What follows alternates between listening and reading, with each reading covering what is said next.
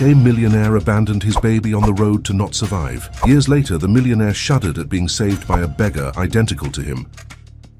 Jonathan Henderson adjusted the knot of his Italian silk tie in front of the Venetian mirror of his mansion. His brown eyes, cold as a winter night, fixed on his own image, while his fingers drummed nervously on the marble countertop.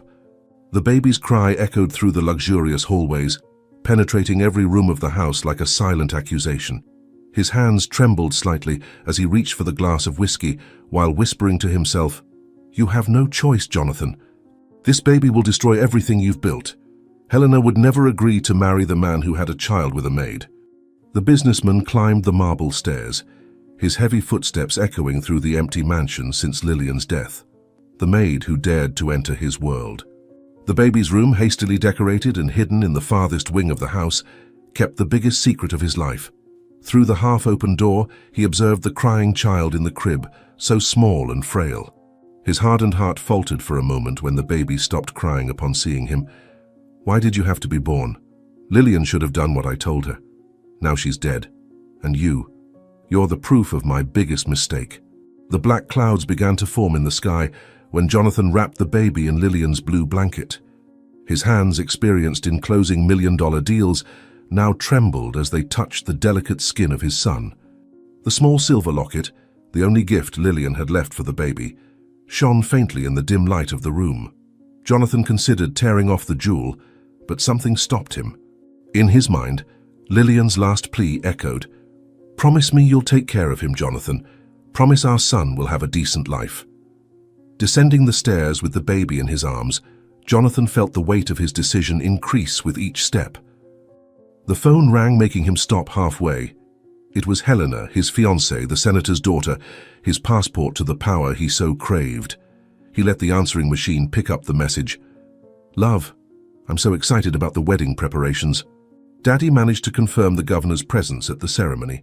Isn't it wonderful? You'll be the most powerful man in the state," she said. The mansion's garage was silent when Jonathan placed the baby on the back seat of his Mercedes.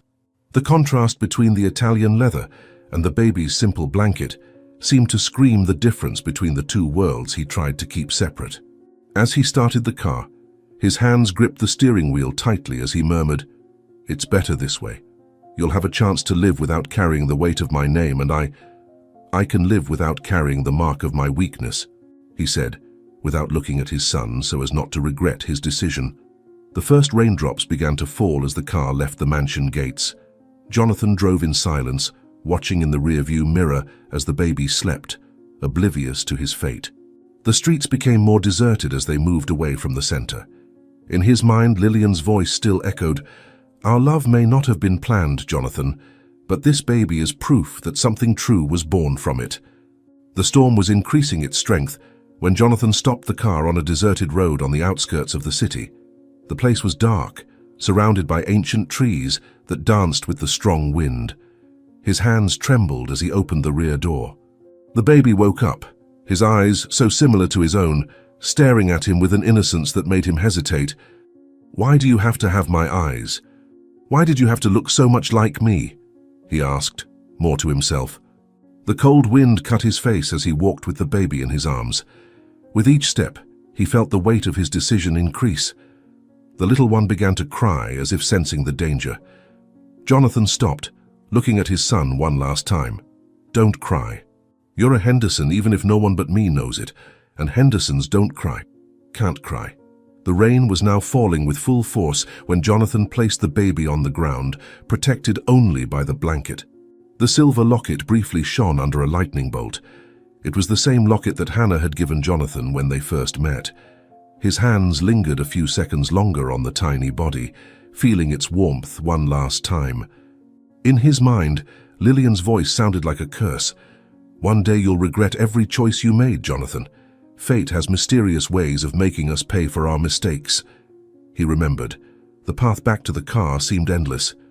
Each step was accompanied by the baby's cry, mingling with the sound of the storm. Jonathan got into the vehicle, his soaked clothes staining the impeccable upholstery. Looking in the rearview mirror, he saw the small blue bundle under the rain. A simple life is better than a life marred by shame. One day you'll understand. Or maybe not. The minutes inside the car seemed eternal. Jonathan couldn't start the engine and leave. His hands gripped the steering wheel so tightly that his knuckles were white. The sound of the rain was deafening, but it couldn't drown out the baby's cry that still echoed in his ears. He spoke out loud as if trying to convince himself, "You're doing the right thing. This baby deserves a real family, not a father who is ashamed of his existence." The rumble of the engine finally broke the interior silence of the car. Jonathan engaged gear, ready to leave behind the evidence of his weakness. It was then that his eyes caught something in the rearview mirror. Lights approaching at high speed. My God, no! A car! He won't see the baby in the rain. Cold sweat trickled down his forehead as he watched, paralyzed, the lights getting closer and closer, to the small blue bundle left on the road. Time seemed to have stopped. In his mind, Lillian's voice sounded stronger than ever. The truth always finds its way, Jonathan, no matter how long it takes. The lights of the approaching car lit up the road like two accusing eyes. Jonathan could see the small bundle of the blue blanket now, so vulnerable under the storm. His heart was beating so hard, it seemed to want to escape his chest. In a hoarse whisper, he let slip, "What have I done? My God, what have I done? This can't be the end. It can't end like this." Meanwhile, Hannah quickened her pace down the dark road, her worn shoes soaked by the relentless rain. The blue domestic worker's uniform clung to her body as she struggled against the wind that seemed intent on knocking her down. Her muscles ached after a long day of cleaning houses, but she couldn't stop. She was the only one who still used that deserted path to get home. Her thoughts echoed in the stormy night.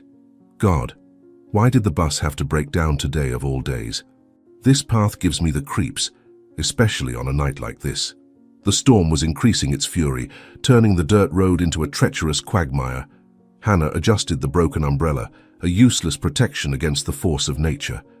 Her tired eyes tried to see the path ahead, while her feet sank into the mud. It was then that a different sound caught her attention, a faint cry almost drowned out by the storm. That cry sounds like a baby. It can't be what I'm thinking. Or can it? Who would be so cruel as to leave a child on a night like this? Hannah's heart raced when she saw the lights of a car approaching at high speed. For a moment she thought of waving for help, but something stopped her. The vehicle sped past her like lightning, throwing water on her already drenched clothes. It was then that she saw it, a small blue bundle in the middle of the road right in the path of the approaching lights. My God, it really is a baby! He's going to get run over, she thought, too quickly.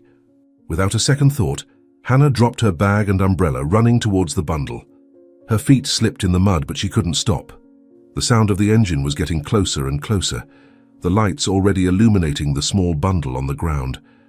In her mind, a single plea repeated, "Please, Lord, give me strength.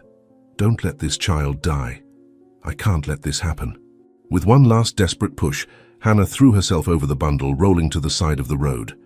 The car sped past, its tires raising a curtain of water where seconds before the baby had been. She clutched the small package to her chest, feeling her heart beating erratically. "Calm down, little one, calm down. You're safe now. No one's going to hurt you while I'm here." Trembling with cold and adrenaline, Hannah carefully opened the soaked blanket. The baby was pale, his skin as cold as marble. A small silver pendant hung around his neck, the only clue to his origin. Her work-worn hands caressed the delicate little face. Who would do such a wicked thing to an innocent child? You're so small, so defenseless. The rain continued to fall relentlessly as Hannah tried to protect the baby with her own body. She noticed the child's lips were turning blue, his breathing weaker and weaker. Panic began to grip her chest. "No, please, don't give up. You've survived until now. You have to keep fighting. I'll get you out of here. I'll save you." With trembling legs, Hannah stood up, keeping the baby firmly against her chest. Each step was a struggle against the mud and wind, but she couldn't stop. The little body in her arms seemed to grow colder by the minute. "Hang in there, my angel. My house isn't far. I'll warm you up. It'll be all right." The path to her humble home had never seemed so long. Hannah could feel the baby's breathing becoming more shallow, more difficult. Her own tears mingled with the rain streaming down her face. "Don't you dare leave me, little one. God wouldn't have put you in my path if it wasn't to save you." The sight of her simple house appeared like a beacon in the storm. Hannah quickened her pace, her legs heavy with exhaustion and the weight of responsibility. The baby let out a faint moan, so faint it was barely audible. "Just a little longer, my love. We're almost there. Don't give up now."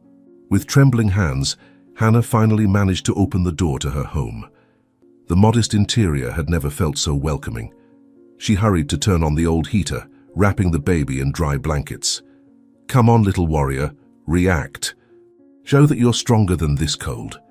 Time seemed to drag as Hannah gently rubbed the baby's little arms and legs, trying to restore his circulation. Her silent prayers were interrupted only by the sound of rain on the window. "Our Lady, don't let this little angel depart. He has already suffered too much for such a small life." A flash of lightning illuminated the room, revealing the baby's pale face. Hannah noticed in horror that his lips were turning blue, his skin growing colder despite the blankets. "No, no, no! React, my love! I'm here with you! I won't let you leave." Suddenly the worst happened. The baby stopped moving. Hannah put her ear to his tiny chest, desperately searching for any sign of life. The silence that followed was deafening. "Oh God, he's not breathing. What do I do? What do I do?" Panic took over Hannah as she held the small, lifeless body in her arms. Her tears fell on the baby's motionless face while the storm raged outside. "Come back to me, little angel. I can't lose you like this." Not after having found you. Hannah didn't think twice before initiating mouth-to-mouth resuscitation on the baby. Her trembling hands gently pressed on the tiny chest, recalling the first aid course she had taken years ago at the community center. Time seemed frozen as she struggled to bring the child back, her tears mingling with the sweat of the effort. Between compressions, her choked voice whispered, "Come back to me, my angel. I won't give up on you. I can't give up on you now." The first sign of life came as a faint gasp, followed by a weak cry that sounded like music to Hannah's ears. Without wasting time, she wrapped the baby in dry blankets and ran out into the street. The rain was still falling, but with less intensity. Her arms protected the child as she shouted for help. A passing neighbor stopped his old car when he saw the scene. "Help me, please. I found this abandoned baby. He needs urgent medical attention. I don't know how long he'll last." The race to the public hospital was an eternity compressed into minutes.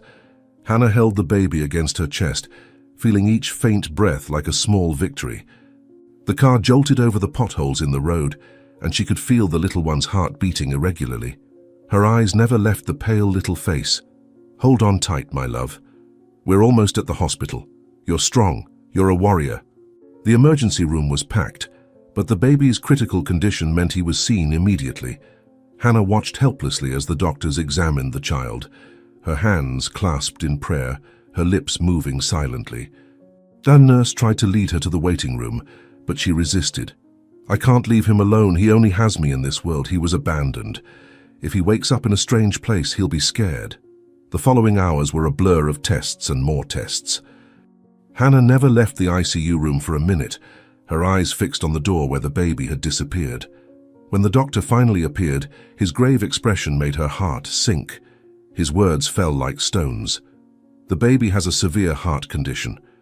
Without surgery, he won't survive the next month, and the procedure costs more than the hospital can cover," the doctor said, handing her a paper with the cost of the baby's treatment. Hannah felt the world spin as she heard the cost of the procedure. It was more money than she would earn in years of work. Her hands clutched the silver locket she had taken from the baby's neck, the only clue to his origin. With a steady voice, despite the tears, she declared, "No matter what, I'll get this money, even if I have to work day and night. This little angel won't die, not while I can fight," she told the doctor. The following days became a race against time. Hannah barely slept, splitting herself between her regular job, extra cleaning gigs, and the fundraising campaign she had started. She went door to door telling the story of the abandoned baby to anyone who would listen. Her hands, already calloused from work, were now also marked by the paper flyers she handed out. Every penny counts. I can't let the lack of money determine whether a child lives or dies. The small hospital room became her second home. Hannah spent every free moment there, talking to the baby, singing lullabies, praying. The machines beeped constantly, marking the irregular rhythm of the tiny heart. One night, as she held his little hand through the incubator, she promised, "You are not alone in this world anymore, my love." Now you have a mother. I may not be your biological mother, but I will be the one who moves heaven and earth to save you." News of the campaign began to spread through the city. Small donations arrived daily, some coins here, some bills there. Hannah guarded each contribution like a treasure, thanking each donor with tears in her eyes. In her few hours of sleep, she dreamed of the day when she could take the baby home. People still have goodness in their hearts. Maybe that's what this little angel came to teach us. Time, however, was running out. The baby's condition worsened with each passing day, and the amount raised was still far from what was needed. Hannah could see in the doctor's eyes that they were losing hope. One afternoon, after another exhausting day of work and campaigning, she collapsed into a chair beside the incubator. "I won't give up on you. Even if I have to sell my soul, I will get this money." The machines monitoring the baby began to show worrying signs. The doctors increased the medication, but it was like trying to block out the sun with a sieve. Hannah watched helplessly as more and more machines were connected to the tiny body. During the early hours of the morning, alone in the room, she clutched her rosary beads tightly. "Please, God, give me more time, just a little more time." The 15th day of hospitalization arrived with devastating news. The hospital administrator entered the room, his cold words cutting through the air like razors. "I'm sorry, but we cannot keep the equipment on without a payment guarantee. We have other patients waiting. If the amount is not deposited by tomorrow, we'll have to turn off the devices. I'm sorry." The reality of that situation hit Hannah like a punch. She looked at the baby, so small and fragile amid all those tubes and wires. Her life savings and all the donations barely reached half of the required amount.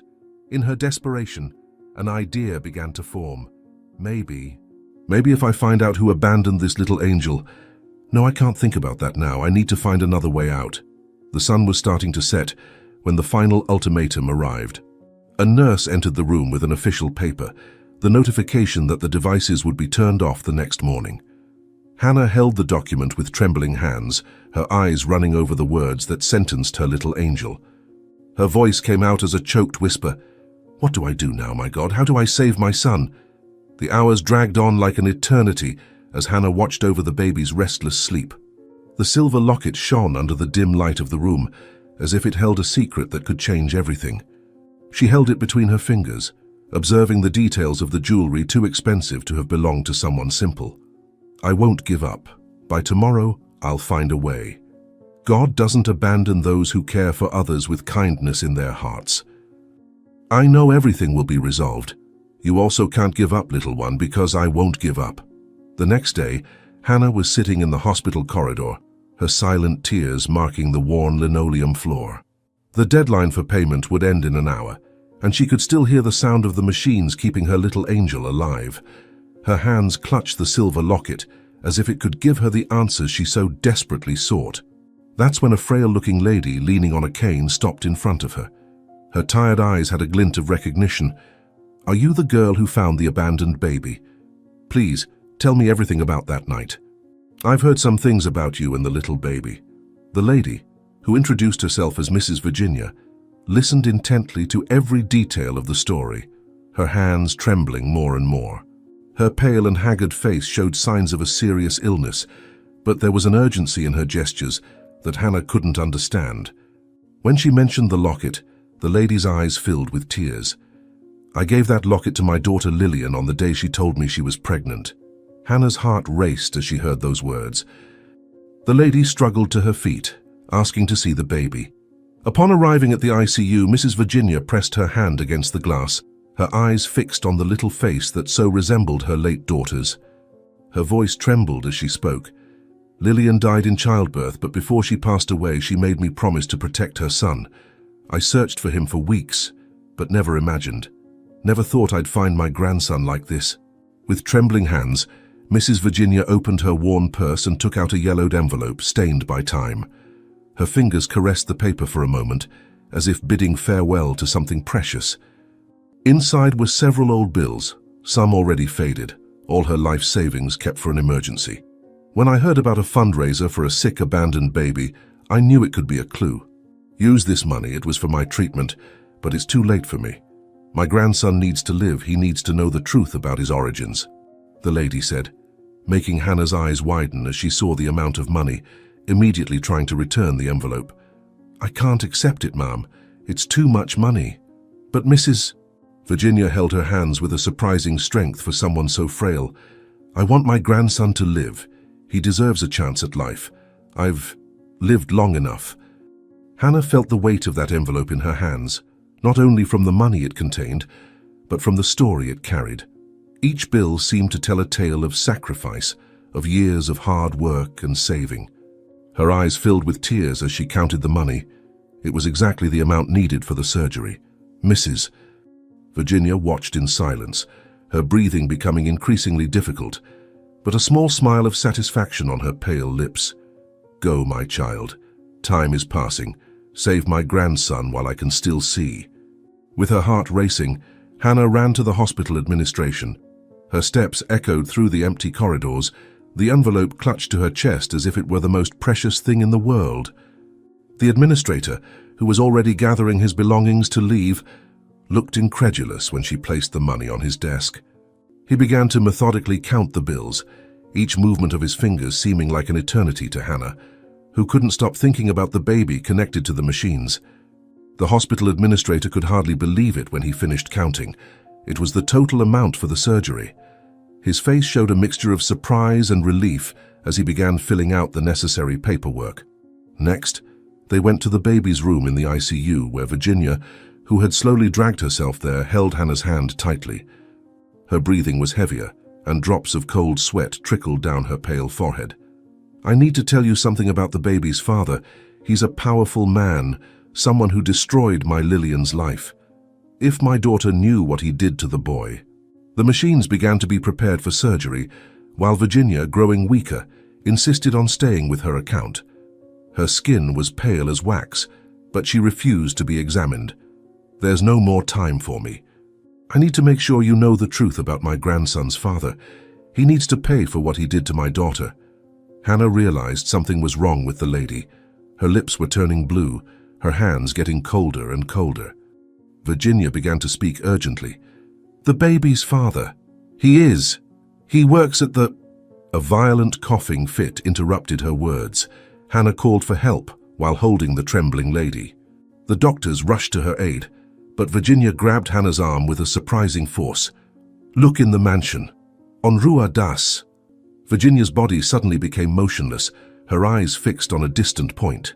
Hannah screamed for help as the doctors tried to revive her, but it was too late.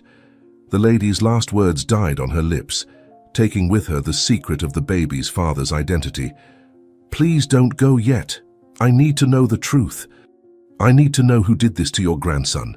The following hours were a whirlwind of emotions.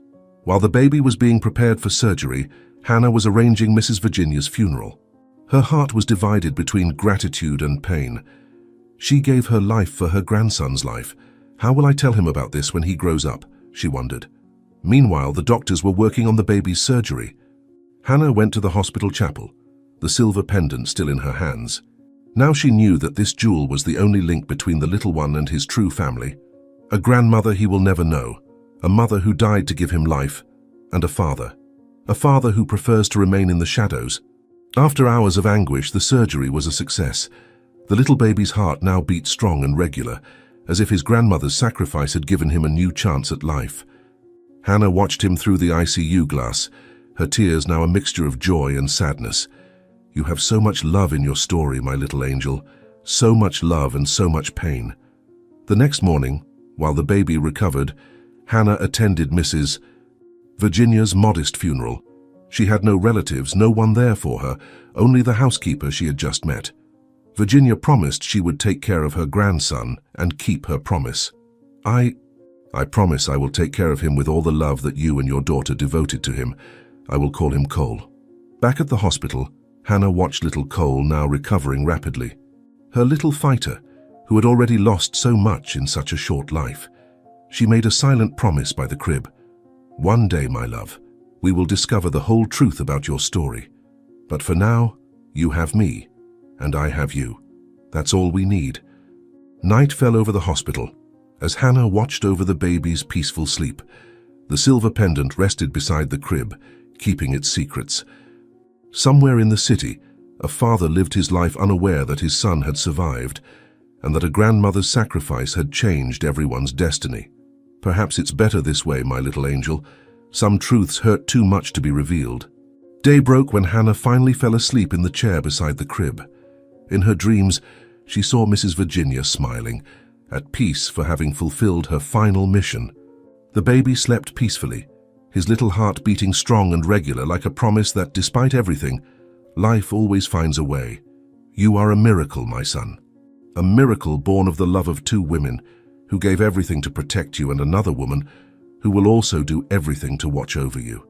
18 years later, since that stormy night when Hannah found an abandoned baby on the road, time had transformed that helpless little being into Cole, an 18-year-old young man whose eyes carried a premature maturity imposed by life, held the silver pendant.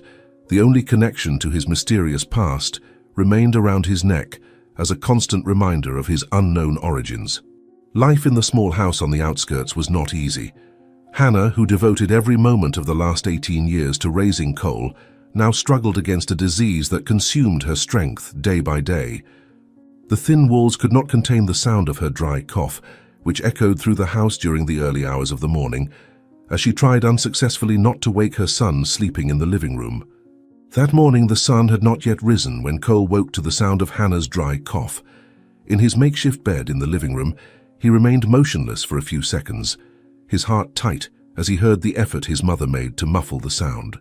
The cough worsened every day, and the medicines from the health clinic no longer had any effect. Carefully he got up and went to the kitchen, where he prepared a glass of water and separated the last remaining pills. I need to get more money today. I can't let her run out of medicine again, he thought, worried about his mother's health condition. Mom? Cole called softly, knocking on the small bedroom door. The faint light coming in through the window revealed Hannah sitting on the bed, her pale face marked by fatigue. She tried to smile when her son entered, but another coughing fit prevented her. Cole ran to support her, helping her sit up better. You need to take your medicine now. And I also prepared a tea with those herbs I learned about. They said it helps. My son, Hannah whispered between sips of water, her hands trembling so much that Cole had to hold the glass. You didn't need to wake up so early. You already work too much. Her eyes, though tired, shone with pride as she looked at the young man her abandoned baby had become. Cole adjusted the pillow behind her, trying to make her more comfortable. You're my mother. I would do it all over again 1,000 times to see you better. As he helped Hannah with breakfast, a piece of bread with thin coffee, Cole observed her every movement, noticing how much weaker she was than the day before. The pendant around his neck weighed like lead when he thought about how much money they would need for proper treatment. Hannah noticed his concern and tried to disguise her weakness. Today, I'll finish those sewing jobs for Mrs. Helena. The money will help with the medicine. Not a chance, Cole protested, arranging the blanket over her legs. You're going to rest. I'll collect cans all day long. I'm sure I'll get a lot today. He tried to sound confident, even though he knew the money from the cans barely covered buying food, let alone the expensive medicines the doctor had prescribed. Hannah held his hand, her thin, cold fingers squeezing his. You can't leave school, son. Education is the only thing no one can take away from you. I'll just miss today, Mum. I promise. Cole lied, knowing he hadn't set foot in school for 2 weeks. He couldn't concentrate in class knowing Hannah was home, sick and alone. As he prepared his wooden cart to leave, he heard her coughing again in the room. I'll be back before nightfall. Please rest. Don't even think about turning on that sewing machine today. Hannah waved from the bed, trying to hide the worry in her eyes. Be careful, my son, and don't forget to eat something. Cole stopped at the door, looking at the only person who truly loved him throughout his life. The lump in his throat almost prevented him from responding. You need to eat too. I left some soup on the stove, just heat it up. The streets in the outskirts were coming to life as Cole finally set off, pushing his wooden cart. The sun lazily rose on the horizon, painting the sky in shades of orange that contrasted with the surrounding poverty. The day promised to be hot, but he didn't mind. Every can found meant a few more cents for Hannah's medicines. His hands, still with fresh calluses from this arduous work, gripped the cart's handle firmly. My mother took care of me when no one else wanted to. Now it's my turn to take care of her, even if I have to spend the night collecting trash, he thought, grateful for the woman who strived so hard to educate him. The sun bore down as Cole rummaged through trash cans and vacant lots. His watchful eyes didn't miss a single can, not a single piece of metal that could be sold. Other, more experienced collectors sometimes helped him, impressed by his dedication. During a break to drink water, sitting on the curb, he held the medallion, as he always did when he needed strength. Whoever my father was, he abandoned me. But Hannah, she chose to love me. At the recycling depot, Cole anxiously awaited the weighing of the collected material. Each kilo was a small victory, but still insufficient to buy all the necessary medicines. Seeing his discouragement, the depot owner slightly increased the value. "I know it's for your mother's medicines, boy. You're a real son, you know. There are many blood sons out there who don't do half of what you do," the man said, handing him the coins of his payment. The way back home was the hardest. Cole stopped in front of the pharmacy, counting the coins dirtied by his work. The pharmacist already knew his story, and sometimes turned a blind eye to sell only half the blister pack of medicines. If I could buy the full treatment, if I could do more. Hannah doesn't deserve to go through this. At home, he found Hannah hunched over the sewing machine. She was trying to finish some pieces for the lady in the neighboring district, but her hands trembled so much she could barely thread the needle. Cole ran to help her, noticing how much paler than normal she looked. "Mom, rest a little. You've worked all day. It's enough." Night fell and Hannah kept sewing, ignoring Cole's protests. Sweat trickled down her forehead as she struggled to finish one more piece. Her breathing was becoming increasingly difficult, but she refused to stop. "I need to finish this today, son. The money from the sewing will help us buy your school supplies." Cole watched helplessly as Hannah battled her own body. He had prepared tea, put a stool for her to rest her feet, but nothing seemed enough. In his mind echoed the words of the doctor at the health clinic. "She needs to rest, needs to eat better, needs medicines that cost more than we earn in a month." The clock struck almost midnight when Hannah started coughing non-stop. Cole ran to fetch water, but when he returned, he realized something was very wrong. Her face was ashen, her hands had dropped the fabric she was sewing. "Son, everything is spinning." Everything happened in slow motion. Hannah tried to get up. Her legs gave way, and before Cole could reach her, she collapsed. The sound of the sewing machine falling mixed with the teenager's desperate scream. "Mom! No! Please! Someone help me!" Despair took over Cole as he held Hannah in his arms. Her body was so light, so frail. Tears blurred his vision as he screamed for help. "I can't lose you too, Mom. You're all I have in this world." Neighbors started arriving, drawn by the screams. Cole didn't want to let Hannah go, but he knew he had to let someone help. His heart raced as he watched the others trying to revive her. "Why can't I do more? Why am I so powerless?" Time seemed frozen as they waited for the ambulance. Cole held Hannah's hand, feeling her weak pulse. The medallion around his neck never felt so heavy. Why does this have to happen? Why does this kind woman have to suffer like this? A lady tried to make Hannah regain consciousness with a damp cloth, while Cole lost himself in dark thoughts. He knew they needed money, a lot of money, to give her proper treatment. "It's my fault. If I could get a better job, something that would give enough money to pay for her medicines if I tried harder," he thought, guilt gnawing at him. The distant sound of the ambulance siren cut through the night as Cole held the unconscious Hannah in his arms. His tears fell on the pale face of the only person who truly loved him. "Hold on tight, Mom. I'll find a way to save you, even if I have to collect cans all day without sleeping. I'll make it," he promised, feeling despair take over. The corridors of the public hospital were crowded. The smell of disinfectant mixed with the aroma of stale coffee from the canteen while people gathered on the uncomfortable plastic benches. Cole gently held Hannah's hand, feeling how thin and frail she was more than ever. In the last few minutes, the fever didn't go down, and the cough had worsened considerably. Hannah tried to hide another coughing fit with a handkerchief, but Cole saw the bloodstains she was trying to hide. "Everything will be all right, Mom. You're strong, you've always been. You raised a son alone, didn't you? This disease is nothing compared to your strength." The doctor's voice calling for Hannah's companion echoed down the hallway. Cole felt his heart tighten. Usually when they called the companion separately, the news wasn't good. A grey-haired nurse approached to stay with Hannah, offering her a glass of water and helping her get more comfortable in the wheelchair. The young man followed the doctor into a small room, his legs trembling with every step. The office was cramped and poorly lit, with an old fan making an annoying noise on the ceiling. The doctor slowly closed the door, as if trying to delay the inevitable. On the wall, recent X-rays showed the relentless progression of the disease. The doctor showed Cole the dark spots taking over Hannah's lungs.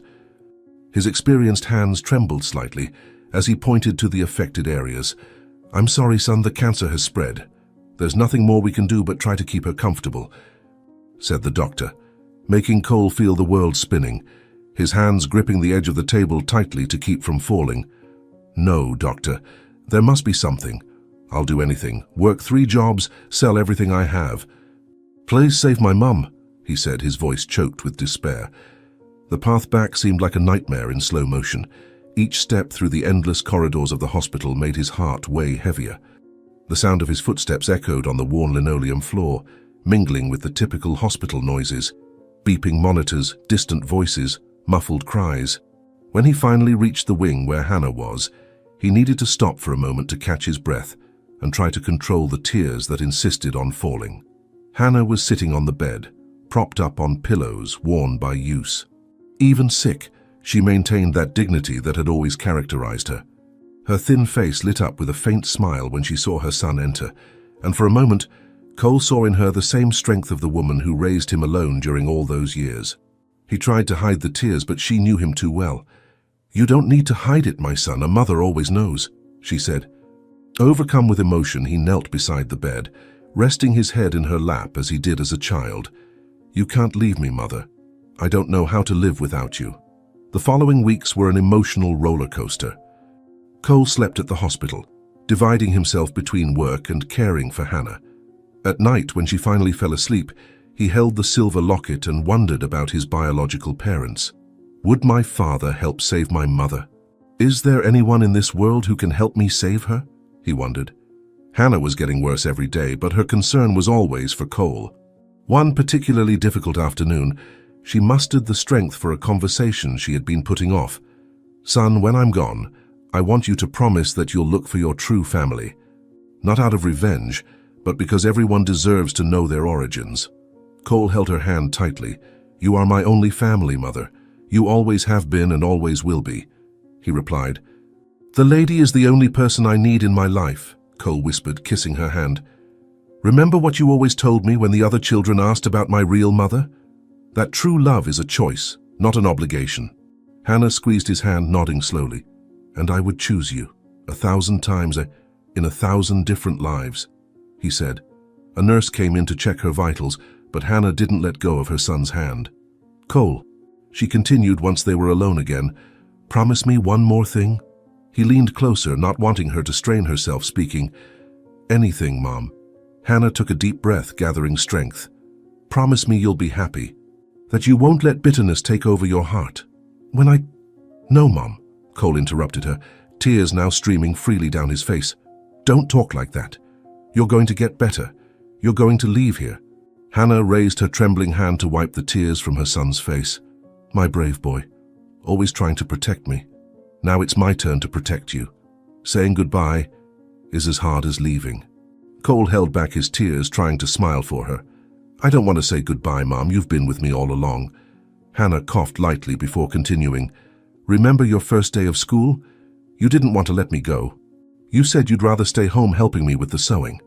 Her voice was getting weaker, but she persisted in sharing every precious memory she held. "You cried in secret that day," Cole replied, now letting the tears flow freely. "I saw when I came back from school." Hannah squeezed her son's hand with what little strength she had left. Her gaze was distant, as if she could already see something beyond that hospital room. "Never forget, my son," she whispered, each word taking immense effort. "True love is not in the blood. It's in the choices we make.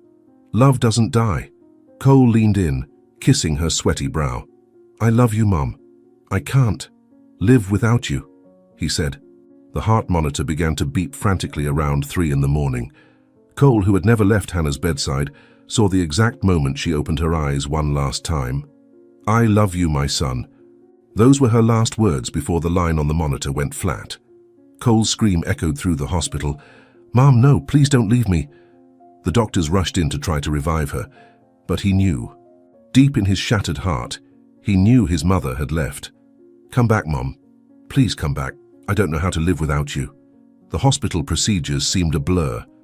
Cole signed papers without even reading them, his tears staining the documents. Cole sat there in the empty hallway, clutching the locket as if it were his last connection to the world. "How will I go on without you, Mom? How will I find my way alone?" The sun rose to find Cole still at the hospital, now completely alone in the world. He gathered Hannah's few belongings into a plastic bag, some clothes, an old photo of the two of them, the rosary she always carried. His hands trembled as he put away each item. "You deserved so much more than this. You deserved a proper funeral, flowers, everything I can't give." However, when he arrived home, he found a yellow envelope tacked to the door. It was an eviction notice, 3 months behind on rent, a 1-week deadline to leave the premises. Cole leaned against the wall, sliding to the floor, the crumpled envelope in his hands. "I can't even mourn my mother in peace." The world shows no mercy for the poor. Hannah's room still held her scent, the unfinished sewing still in the machine, waiting for hands that would never work again. Cole lay on her bed, hugging her pillow, finally allowing all his pain to overflow. "Forgive me, Mom. Forgive me for not being able to save you, for not being the son you deserved." Weeks after Hannah's death, Cole walked the downtown streets, carrying an old backpack with his only belongings on his back. The silver locket, now tarnished by time, still hung around his neck as the only reminder of a distant past. He had lost the house. Now he lived on the streets without a single roof over his head. The cold June wind cut his face as he searched for a place to spend the night. His tired eyes watched the luxurious buildings, and he couldn't help but think, if Hannah were alive, she would suffer so much to see me like this. But life on the streets teaches that dignity has nothing to do with a dress. He found a spot under the awning of a closed shop. Carefully, he began arranging his few belongings: a thin blanket he'd gotten from a priest, a half-full water bottle, some used clothes. From inside the backpack, he took out a bread he had managed to get from a bakery at the end of the day. He was about to take the first bite when he heard a familiar sound, the muffled cry of hunger he knew all too well. On the other side of the street, a boy not much younger than him was rummaging through a trash can. Cole looked at his bread, then at the boy. "Mom, you always said we only have what we share with others." "Hey, buddy," Cole called, his voice hoarse from little use. The boy startled, ready to run, but something in Cole's gentle smile made him stop. "Come here. There's food here." With slow gestures so as not to scare the boy, Cole broke the bread in half, offering the larger portion. "Eat slowly so it lasts longer. And there's a little water too if you want." The boy took the bread with trembling hands, devouring it as if he hadn't eaten in days. "Why are you helping me?" he asked between bites. Cole touched the medallion, as he always did when thinking of Hannah. "Because someone once helped me when I needed it most." The boy remained there, chewing in silence, while Cole organized the small space that would be his shelter for that night. Carefully, he laid out some newspapers on the floor to insulate a bit from the cold rising through the concrete. His movements were methodical, the result of years living on the streets. "You can sleep here tonight if you want," he offered the boy, who still watched him with distrust. "The nights have been getting colder, and here at least there's a roof." As he spoke, his fingers unconsciously caressed the medallion.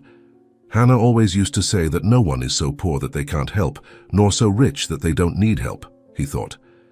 The hours passed slowly as the temperature continued to drop. Cole shared his blanket with the boy, who had finally fallen asleep. The cold wind came in from all sides, making him curl up to try to retain some warmth. His thoughts wandered to the last night in his old home, when the landlord had mercilessly evicted them after Hannah's death. "Life is funny, Mum.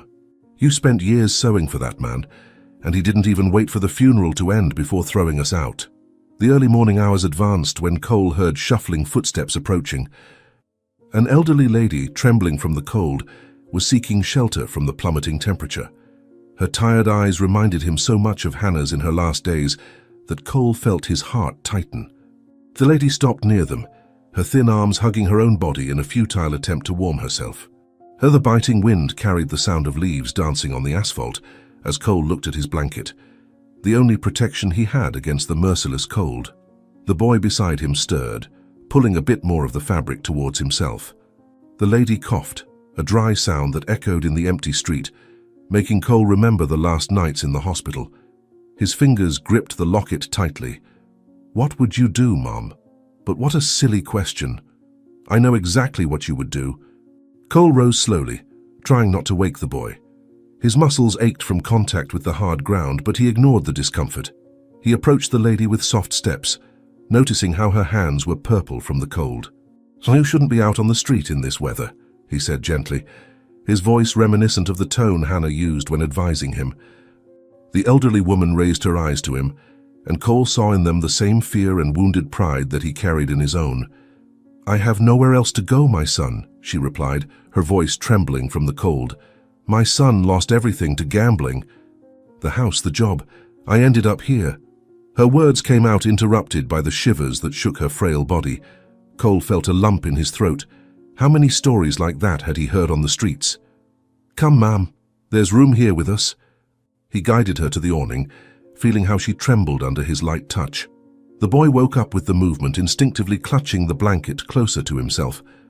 Cole looked at the two of them, the frightened boy and the trembling lady, and knew there was really no choice to make. "You need to warm up," he said, wrapping the child and the elderly woman in a single blanket, making sure they were both well covered. "But what about you, my son?" the lady asked, her voice choked with emotion at receiving that unexpected act of kindness. Cole smiled, the same sweet smile Hannah said he'd had since he was a baby. "I can handle the cold, Ma'am. I've been through worse." His fingers found the locket again, and he could almost hear his mother's voice saying that true warmth comes from the heart. The wind blew stronger and stronger, making the three of them huddle closer under the awning. Cole leaned against the wall. The lady and the boy, now warmer, began to murmur an old prayer, the same one Hannah used to pray on stormy nights. "You know that prayer?" Cole asked, surprised. She nodded, a small smile appearing on her wrinkled face. "My mother taught me when I was a girl. She said it's the little blessings that keep us alive." The early morning hours advanced, and the cold seemed to penetrate Cole's very bones. His teeth chattered involuntarily, and his fingers were numb, but he refused to show discomfort. He watched the lady, now sleeping more peacefully, wrapped in his blanket with the boy nestled as close as possible to her, instinctively seeking protection. "Is this how you felt, Mum? That tightness in your chest from seeing someone suffering and doing everything to help?" he wondered. Jonathan Henderson observed the city through the mirrored windows of his office on the top floor of the region's largest business building. 18 years had passed since that stormy night, but the memory still haunted him in moments of solitude. His empire had grown exponentially. He now owned half the buildings he saw from that height, but something in his chest ached differently in recent days. It wasn't remorse. He had buried that feeling long ago. It was a sharp physical pain that made him break out in a cold sweat, even in the air-conditioned environment. It must be just stress. I can't afford to get sick now, not when I'm about to close the biggest deal of my life. The meeting with the shareholders was interrupted when the pain became unbearable. Jonathan tried to maintain his composure, but his hands trembled as he held the million-dollar documents. Sweat poured down his forehead as he tried to focus on the profit spreadsheets in front of him. The numbers began to blur, and his vision became hazy. The last thing he heard before passing out was his own weak, unrecognizable voice. "Someone. Call my private doctor." The private office was as luxurious as his own, but even the expensive furniture couldn't disguise the tension in the air. Dr. Nathan, his physician for over 2 decades, analyzed the tests with an expression Jonathan had never seen before. The silence was broken only by the sound of the air conditioning and the noise of papers being handled. Jonathan adjusted his Italian tie, a nervous gesture he hadn't made in a long time. "I don't have all day, Nathan. What do these tests say?" "Jonathan, we've been friends for years. You know I've always been straight with you." The doctor took off his glasses, rubbing his tired eyes. "Your tests show a rare disease, a genetic condition affecting your immune system and heart. It's the same condition that—" He paused, hesitant, before continuing. "It's the same your son had when he was born." Jonathan felt the blood freeze in his veins. It was as if the past was coming to collect its debt. "Don't mention that child. He died 18 years ago, you know that." The doctor stood up, walking to the office window. Outside, the city continued its frantic pace, oblivious to the drama unfolding within. The disease was dormant all these years, but now... He turned to face Jonathan. Now it has advanced aggressively. Your body is rejecting your own organs. We need a bone marrow transplant urgently. The professional tone barely disguised the concern. Without the transplant, you have a maximum of 3 months to live. Jonathan stood up abruptly, his shaky legs betraying his attempt to maintain control. Money is not a problem. Find a donor. Pay whatever it takes. But the doctor shook his head slowly. It's not that simple. Because it's a rare genetic condition, the donor needs to have a very specific compatibility. In fact, he hesitated again. In fact, only a first-degree relative would have real chances of being compatible. The businessman felt the weight of those words like a punch in the stomach. His hands sought support on the marble table as his mind wandered to that rainy night so long ago. No. His voice came out as a hoarse whisper. There must be another way. There is always another way when you have enough money. The doctor approached, placing a hand on his shoulder.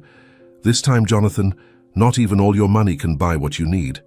A nurse entered with more test results, and every paper the doctor analyzed seemed to bring worse news. Your body is going into collapse, Jonathan. What started in your heart is spreading to other organs. Dr. Nathan pointed to several dark spots in the images. See these dark areas? Those are your failing organs one by one. It's as if your body is self-destructing. Jonathan loosened his tie, feeling suffocated. The walls of the office seemed to close in on him. And if he's not dead? The words escaped before he could contain them. The doctor stopped flipping through the exams, his eyes fixed on Jonathan. What do you mean? The businessman ran his hands over his face, feeling the weight of 3 decades of secrets. That night, I never saw a body. I was never sure. The silence that followed was deafening. Dr. Nathan methodically organized the papers, as if he needed that moment to process the information. Jonathan, he said finally, if there's even the slightest possibility your son is alive, you need to find him. Not only for your survival, but...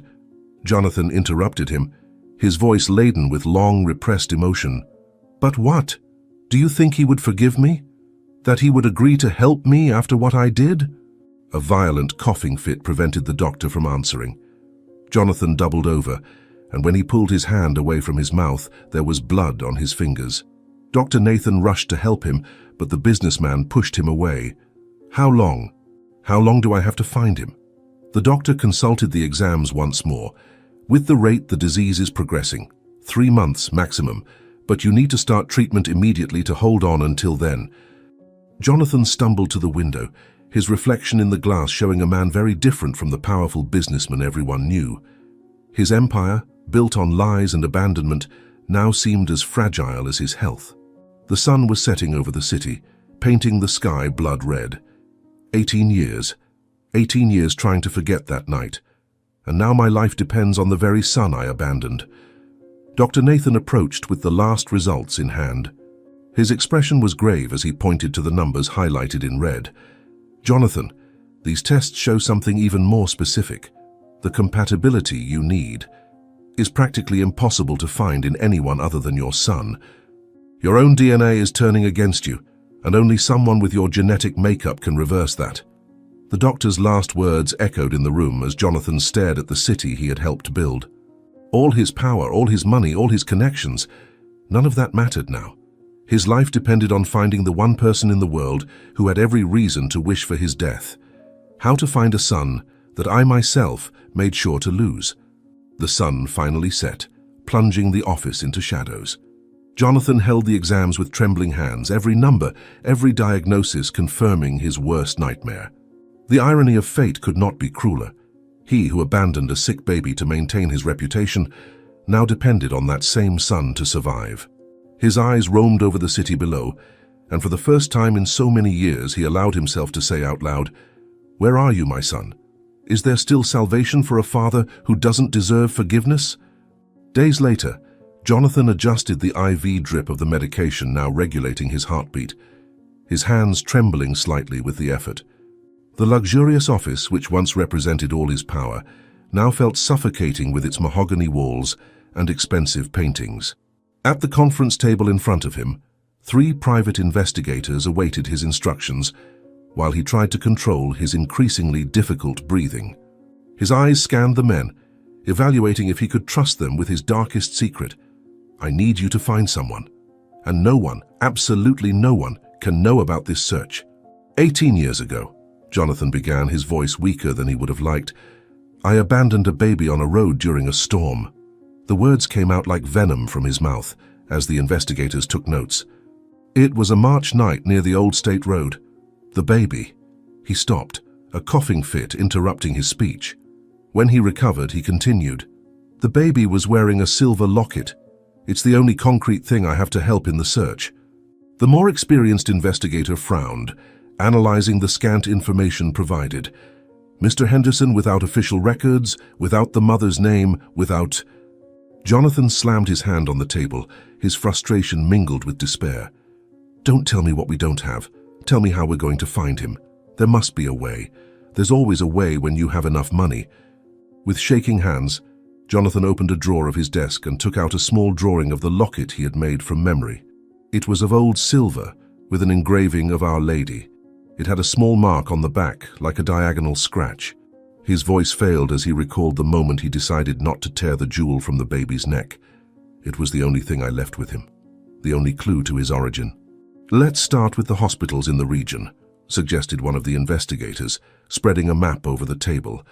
"If someone found the baby that night, they must have sought medical attention." Jonathan felt a pang in his chest at the thought of the baby alone in the rain. His fingers tightened around the bottle of medicine. "He was sick when I abandoned him. He had a heart problem, the same one that's killing me now." The third investigator, who had remained silent until then, stood up to examine the map more closely. "The Old State Highway passed through 3 main neighborhoods. We can survey all children registered at that time, all adoptions." A heavy silence fell over the room as the investigators exchanged worried glances. The search would be like looking for a needle in a haystack. No documents, no records, only Jonathan's hazy memories of a night he had spent 18 years trying to forget. The businessman wiped the cold sweat from his brow. "Don't look at me like that. I don't need your judgment. I need results."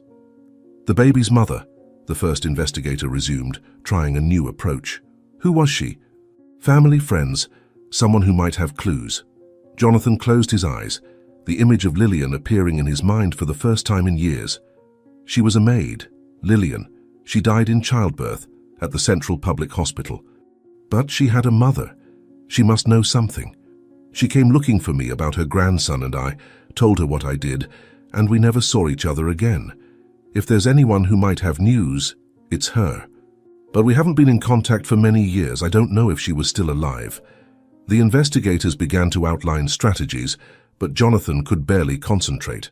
The pain in his chest was increasing, and his vision was starting to blur around the edges. Still, he forced himself to continue. "I want teams in all neighborhoods near that road. Go door to door if necessary. This medallion—" Someone must have seen that baby with the medallion somewhere. The afternoon sun streamed through the office windows, illuminating the dust particles dancing in the air. Jonathan watched the movement of the city below, feeling more and more distant from it all. 18 years and 18 years trying to forget, and now every minute lost could cost me my life. His voice came out as a hoarse whisper. What cruel irony is this? Suddenly the pain exploded in his chest like a bomb. Jonathan staggered, knocking over the water jug onto the scattered documents on the table. His vision went completely dark for a few seconds, and he felt the ground disappear beneath his feet. The investigators rushed to support him, but he was already collapsing. My son. I need to find my son. I'm fine. Jonathan pushed away the investigator's hands, trying to support him, his pride still stronger than the stabbing pain in his chest. He straightened his crumpled Italian suit and ran a hand through his graying hair, trying to regain his composure. Despite his pale face and the cold sweat running down his brow, he forced himself to stand, leaning discreetly on the table. We don't need any more interruptions. Focus on finding my son. That's all that matters, he determined, his voice as firm as he could muster. The investigators exchanged worried glances as Jonathan stumbled towards the door. Mr. Henderson, you're not in any condition to... But he cut them off with a brusque gesture, his voice regaining some of its usual authority. I said I'm fine, I need some fresh air, that's all. Keep working and keep me informed of any progress." He finished, leaving the room without waiting for a response. The panoramic elevator descended slowly down the 40 floors of the building, and Jonathan watched his reflection in the mirrored glass. The image he saw barely resembled the powerful businessman he once was.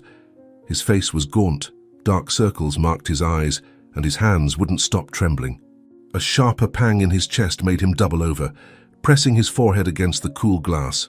"I can't show weakness, not now that I'm so close to finding a solution." The afternoon air was heavy when Jonathan exited the building, ignoring the greetings of the security guards. His steps were unsteady as he walked along the busy sidewalk, the world around him starting to spin. People rushed past, some casting curious glances at the well-dressed man who looked about to collapse. He loosened his tie, feeling suffocated. Just need to reach the car. Just a few more meters. That's when it happened. The pain exploded in his chest like 1,000 needles, making his knees buckle. The world went dark for a moment, and Jonathan felt his body too heavy to remain standing. Before he hit the ground, however, strong arms caught him. Through the fog of pain, he heard a young, concerned voice. "Hey, mister, hang in there. Somebody call an ambulance," said Cole. Jonathan struggled to keep his eyes open, trying to focus on the face of his savior. It was a young homeless man, his worn and dirty clothes contrasting with the elegance of the business avenue. But there was something familiar about that face, something in the young man's eyes that made his heart skip a beat. Even through the scruff and grime, Jonathan recognized his own eyes staring back at him. It can't be, he thought. Cole held the unknown man firmly, ignoring the looks of disdain from passers-by. The silver medallion around his neck swayed as he tried to keep the stranger conscious. "Stay with me, sir. Somebody call an ambulance," he yelled at the people beginning to gather around. His calloused, street-worn hands cradled the man's head, who looked at him with an expression of shock and recognition. "Your eyes. How?" Jonathan said, before passing out. The sound of the siren cut through the afternoon air, but Jonathan was already losing consciousness.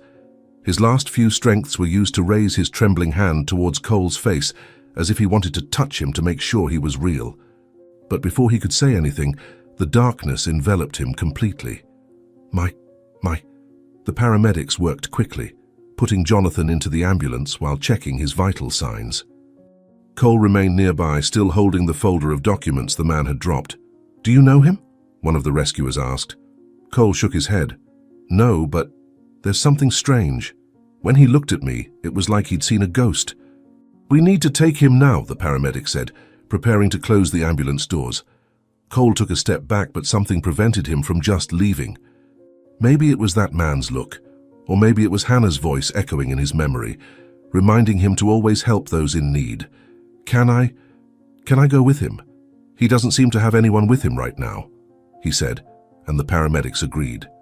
At the hospital, the doctors raced against time. Jonathan's condition was critical, and they urgently needed blood. Cole waited in the hallway, still trying to understand why he felt so connected to a complete stranger. A nurse approached, looking worried. "Are you related to him?" Cole shook his head. "No, I was just passing by at the time." "Why?" The nurse consulted a clipboard, her expression grave. "Mister, Jonathan, he needs an urgent blood transfusion, but he has a very rare blood type. We're having trouble finding compatible donors," she explained. Cole unconsciously touched the medallion around his neck, that familiar gesture he always made when he needed to make an important decision. "I can see if I can donate. I don't know my blood type, haven't had tests done in a long time, but if I can help," he said. The hospital corridors reminded Cole so much of the last night with Hannah that he felt a lump in his throat. As he followed the nurse to do the compatibility tests, he couldn't get that man's look out of his head, a look that, for some inexplicable reason, seemed like a mirror of his own eyes. "Why do I feel like I've seen those eyes before? Why does it seem like I know that man from somewhere?" he thought. "We're going to do the compatibility tests now," the nurse said, preparing the necessary materials. Cole rolled up the sleeve of his worn shirt, exposing his arm for the blood draw. The silver medallion shone under the fluorescent hospital lights, as if it wanted to reveal its secrets. "May God's will be done. If I can help this man, I'll help him. That's what Hannah taught me." The ICU waiting room was quiet when the doctor appeared with the test results in hand. Cole rose from the plastic chair, his body tense with anxiety. Through the glass, he could see Jonathan connected to various machines, his breathing maintained by machines. The doctor looked back and forth between the papers and Cole, an expression of amazement on his face. "It's incredible. Not only is your blood compatible, but the tests show an almost perfect genetic compatibility. It's like..." He stopped, re-evaluating his words.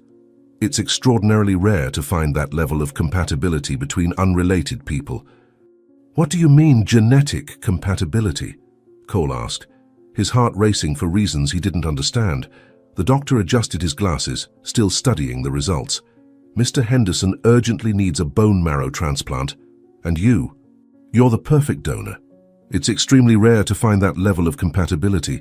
The doctor paused, his eyes noticing Cole's medallion around his neck, but he said nothing. Jonathan's cardiac monitors began to show changes when Cole entered the ICU. Even sedated, the businessman seemed to react to the young man's presence. The doctor checked his vital signs while Cole approached the bed, his eyes fixed on the pale face of the man he had saved on the street. There was something familiar about those features, something he couldn't explain. "Why do I feel like I've seen this face before?" Jonathan slowly opened his eyes, consciousness returning in confused waves. His vision was blurry, but as he focused on the young man beside his bed, something in his gaze changed. It was the same young man who had rescued him on the street, but now under the harsh light of the ICU, there was something more, something that made his heart skip a beat. Those eyes. It can't be. Jonathan tried to sit up in bed, his movements limited by the tubes and wires. His eyes didn't leave Cole's face, as if trying to confirm something his mind refused to believe. Then the millionaire saw the medallion the young man was holding. The heart monitor began to beep faster, reflecting his growing agitation. The doctor approached, concerned. "Mr. Henderson, you need to calm down. Your heart can't take any more changes." "That medallion," Jonathan whispered, his voice hoarse and weak. His trembling hand pointed at the silver piece hanging from Cole's neck. Where did you get it?"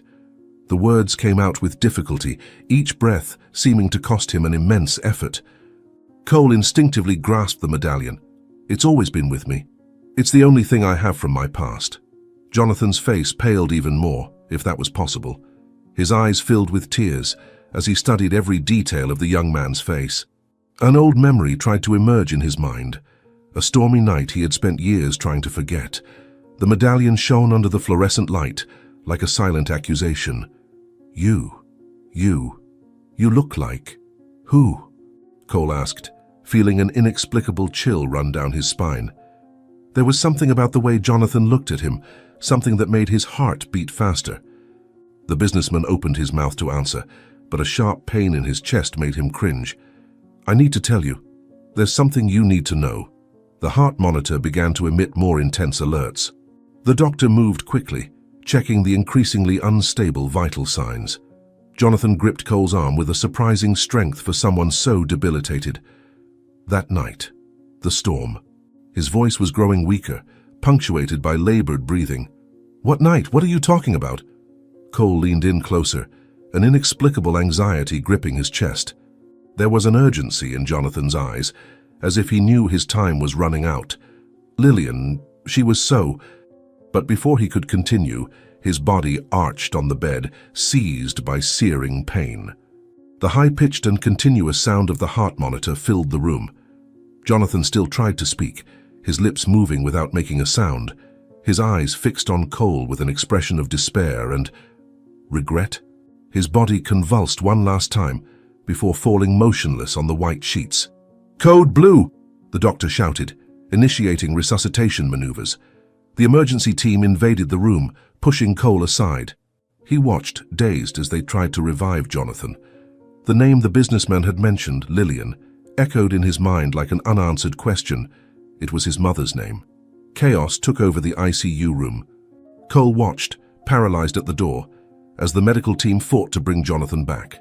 The sound of the defibrillator echoed through the room, followed by the dull thud of the body against the bed. A nurse shouted the vital signs, her voice mixing with the constant beeping of the machines. In the confusion, Jonathan's wallet fell from the coat that was hanging near the bed. "Come on, react. One more time," the doctor ordered, his hands still pressing the businessman's chest. The defibrillator buzzed once more, sending another electric shock through Jonathan's lifeless body. The doctor pressed his chest hard, beads of sweat running down his forehead as he struggled to bring him back. Cole remained paralyzed at the door, his fingers instinctively gripping the medallion around his neck as he watched the medical team work frantically. The heart monitor continued to emit its high-pitched and continuous sound, like a scream of despair echoing through the ICU. For a moment, everything seemed lost, until a small irregular beep appeared on the screen, followed by another and another. "We have a pulse, weak but stable. Quick, we need to stabilize him before we have another arrest," the doctor shouted, his hands still working with precision. "Why is my heart so tight seeing this man fighting for his life? Why do I feel like a part of me is on that bed?" Cole thought, feeling an inexplicable connection with that stranger. Jonathan's wallet had fallen to the floor with the rush of the nurses, partially open, revealing a small metallic glint that caught Cole's eye. As the medical team focused on stabilizing the businessman's vital signs, the young man slowly approached and picked up the object. His hands were trembling when he saw a photo of a woman in Jonathan's wallet. She was wearing a medallion identical to Cole's, just less worn by time. The same Our Lady engraved in silver, the same diagonal scratch on the back. It was like looking into a mirror of the past. "It can't be. After all these years, searching for answers," Cole muttered, his voice choked. "How can someone have a photo with my medallion? Could this woman in the photo? Could he?" he asked himself, feeling his world spinning. The doctors finally managed to stabilize Jonathan, connecting him to a respirator and adjusting the medication that now ran through his veins through multiple tubes. Dr. Nathan, still catching his breath after the effort to revive his patient, watched Cole with an intrigued expression. The young man was still holding the photo, as if trying to understand the meaning of that discovery. The doctor approached slowly, his years of experience allowing him to put the pieces of that puzzle together. Those eyes, they're the same, and now the test results make complete sense, the doctor thought before speaking. "Cole, I need to talk to you about something important, something that will change everything you know about your life." The ICU conference room seemed too small to contain the weight of the revelations that were to come. Cole sat stiffly in the chair, the two medallions now side by side on the table between him and Dr. Nathan. The doctor held the compatibility test results, his expression grave as he organized the words that could forever change that young man's life. The silence was broken only by the hum of the air conditioning and the distant sound of the ICU monitors. "Cole, I've been Jonathan's doctor for years. I need to know if you've ever wondered why your tests showed such a perfect match with Mr. Henderson?" The doctor began cautiously. "Doctor, please don't prolong this agony any longer." "What are you trying to tell me?" Cole replied, his voice trembling. Dr. Nathan slid the tests across the table, pointing to a series of numbers and graphs that didn't make much sense to Cole. However, the doctor's words hit him like a bolt of lightning. The genetic compatibility between him and Jonathan was too high to be a coincidence. The genetic material, the specific markers, everything indicated a first-degree relationship. The doctor explained how it was practically impossible to find this level of compatibility between people without a direct blood relationship. "Cole, these results can only mean one thing. Jonathan Henderson is your biological father," the doctor finally revealed. "How is this possible? How can fate be so ironic as to make me save the life of the man who abandoned me?" Cole questioned, his voice choked with emotion. Cole's hands were trembling. He remembered the story Hannah had told him so many times about the night she found him began to take on new contours. The storm, the expensive car leaving the road, the abandoned baby with a silver medallion, all the pieces fit into a puzzle too painful to contemplate. Dr. Nathan watched in silence, giving the young man time to process the magnitude of that revelation. "So it was him. It was him who left me to die that night," Cole said, his voice laced with a mixture of pain and anger. "And now his life is in my hands, just as mine was in his 18 years ago," he added, feeling the weight of that irony. The ICU monitors continued their constant beeping, marking Jonathan's weak but stable heartbeats. Cole returned to the room, slowly approaching the bed where his biological father fought for his life. The man who just hours ago was a stranger now represented the missing link in his story, the answer to questions that had tormented him his entire life. The machines kept Jonathan alive, but only a bone marrow transplant could save him, a transplant that only Cole could perform. Look how capricious fate is.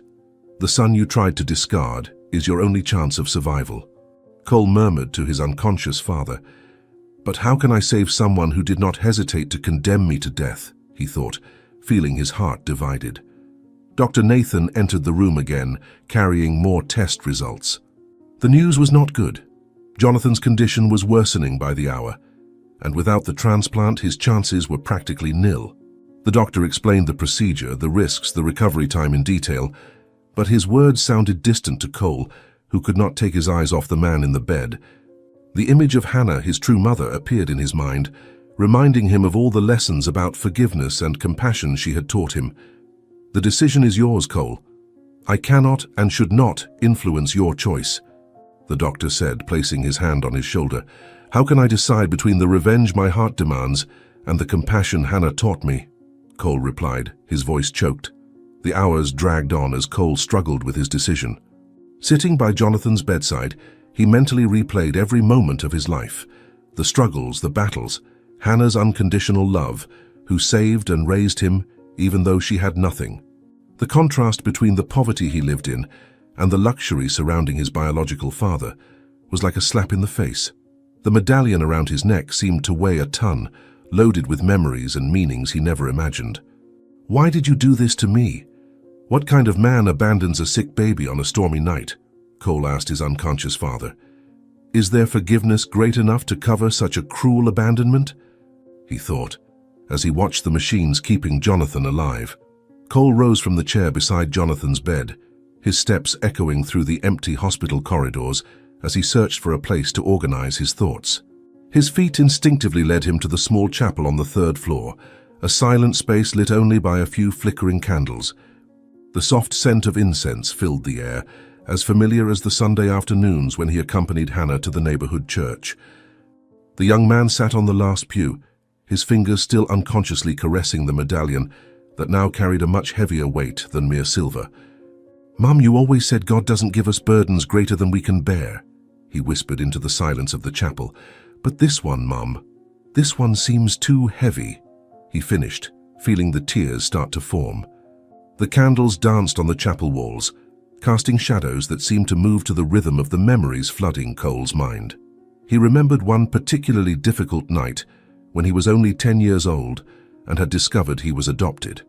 Hannah found him crying hidden under the bed, and instead of empty words of comfort, she shared with him a lesson that now echoed with renewed strength in his heart. His hands gripped the worn wooden pew as her voice resurfaced in his memory.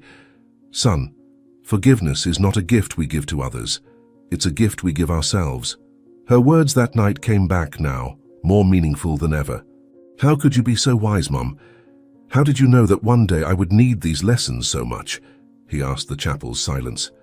The crucifix on the wall seemed to watch him with the same intensity that Hannah used to when she knew he was struggling with a difficult decision. Cole stood up, approaching the altar with hesitant steps. A nearly extinguished candle caught his attention. It was about to go out, but still struggling to keep its flame lit, just as Jonathan was fighting for his life a few floors above. His hands trembled as he lit a new candle, remembering how many times he had seen Hannah make the same gesture, always accompanied by a prayer for others, even for those who had hurt her. "You lit so many candles for me, Mum. You prayed so much for the man who abandoned me, without even knowing who he was," Cole murmured, watching the new flame grow. "Did you already know that one day I would need to learn to forgive something so great?" A sudden shudder ran through his body when the chapel door opened, revealing Dr. Nathan's hurried figure. The doctor seemed to have run there, his words coming out broken by his panting breath. Jonathan's condition had significantly worsened in the last few minutes. They needed an immediate answer about the transplant. The air in the chapel seemed to thicken, each second weighing like lead as the doctor explained the urgency of the situation. "Cole, we need your decision now. His organs are starting to fail," the doctor said, his voice heavy with concern. "How can I decide in minutes something that will change 2 lives forever," Cole replied, his heart racing. Dr. Nathan hesitated before continuing, his next words falling like stones in the silence of the chapel. "The procedure will not be simple. The heart problem you had as a baby, the same one that almost killed you that stormy night, may complicate the surgery." The doctor carefully explained the risks, each word weighing more than the previous one. The anesthesia, the procedure itself, everything carried an additional risk for someone with his condition.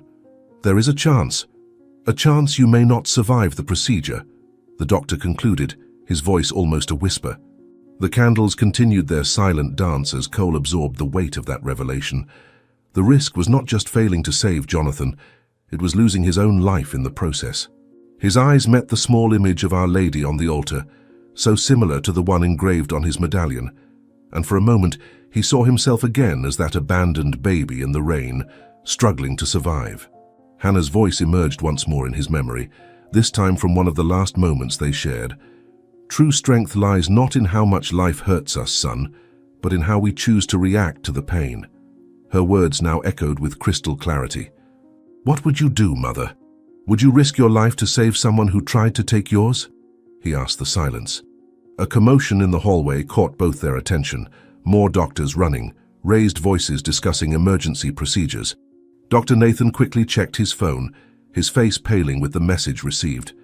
Jonathan had gone into multiple organ failure. Time was running out. "We need your answer now, Cole. In the next few minutes, we either start the procedure or—" The doctor didn't complete the sentence, but the meaning was clear. It was at that moment that Cole felt something different, a peace that did not come from a logical decision, but from a much deeper place. Hannah's words about forgiveness, about choosing love even when it would be easier to choose hate, now seemed truer than ever. His eyes fixed on the last candle he had lit, its flame now strong and steady, as if pointing the way forward. "For you know, Doctor, my mother, my real mother, always said that our choices define who we are," he began, his voice finding a strength he didn't know he had. "And today, I choose to be her son, not the son of the man who abandoned me." Dr. Nathan observed in silence as Cole rose, a new determination in his movements. The young man who had entered the chapel hours before, burdened with doubts and sorrows, now seemed different, as if he had found an answer greater than his own pains. "I'll go through with the procedure, Doctor. Not for the man who abandoned me, but for the woman who taught me the true meaning of love," Cole declared, his voice firm despite the fear he still felt. "Even knowing the risks to your own life?" the doctor questioned, needing to be sure.